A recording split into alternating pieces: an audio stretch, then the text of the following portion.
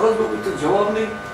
আমাকে বললো আমি কোনো ফিল্ম বলবো না, আমি অভিনয় একটা নিয়েছি, নতুন মিউজিক ডাইরেক্টর ট্যালেন্টেড, তুমি বম্বে চলে এসো, আমি তোমার ভয়েসটা দেবো, দিয়ে দেখবো যে পাবলিক কেমন নেয়, তোমার মাইক্রোফোনে সিনেমার স্ক্রিনে কেমন ভয়েস আসে, কিন্তু তুমি কারোর সঙ্গে দেখা করবে, তোমাকে যে দেখবে সে গান গাওয়াবে, তুমি গান যদি ফেল করে তুমি আবার এটা ঘটনা বলে এসকে গান আনিয়েছে। ইনফ্যাক্ট বহু আগে পালিয়েছে। ঠিক আছে, আমি তখন কলেজ ছেড়েছি 1955-এ। আপনি আশুতোষ কলেজে ছিলেন? হ্যাঁ, আশুতোষ কলেজে 55 গ্র্যাজুয়েশন করেছি, ছেড়েছি। তারপরে 55-এ আমার প্রথম রেকর্ড উজ্জ্বল দিন তাকে স্বপ্ন, সুপার এখনো সুপার হিট, যা ভালো লাগে সব সারা হিট।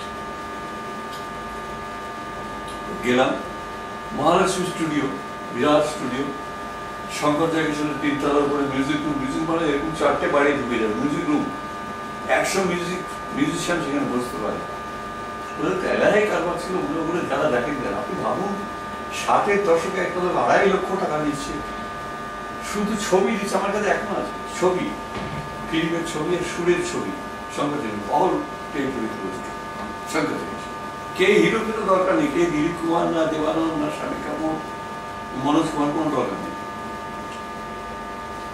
আমি গেলাম মহালক্ষ্মীতে, আমি যেদিন গেছিলাম সেই দিনটা আমার মনে থাকে, সেদিন গুরু দত্তের মানে গীতা দত্তের জমজ ছেলে হয়েছে। আমরা ऑफिस যাওয়ার পর बोलो साहब को तो नहीं मिलेगा, साहब बहुत मूड में है, एक नहीं 2 बच्चा मिल गया, घर में गए कहाँ गए कुछ नहीं, हमको बोल दिया ऑफिस हम 7 बजे नहीं आएंगे।